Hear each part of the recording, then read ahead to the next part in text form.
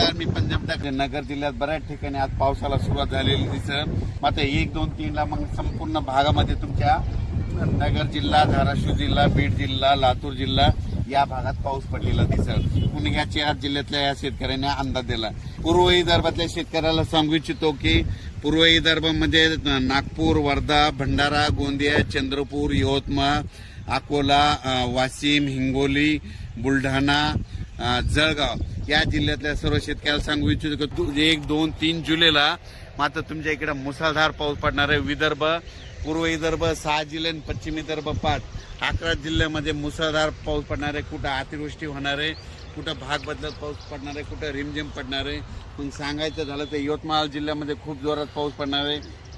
चंद्रपूरकर देखील खूप पडणार आहे, नागपूरकडे देखील खूप पडणार आहे, अमरावतीकडे जोरात पडणार आहे, अकोल्याकडे जोरात पडणार आहे, वाशिम जिल्ह्यात जोरात राहणार आहे, हिंगोलीकडे राहणार आहे, त्याच्यानंतर अकोला, बुलढाणा जास्त राहणार आहे, जळगाव जामोद घाटाच्या खाली जास्त राहणार आहे, जळगावला जास्त राहणार आहे.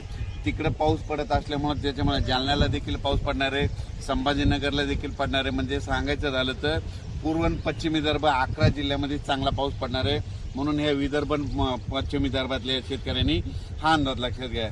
पश्चिम महाराष्ट्राकडे म्हणजे आज 29 जून म्हणजे आज देखील पश्चिम महाराष्ट्रामध्ये चांगल्या प्रकारच्या बऱ्याच ठिकाणी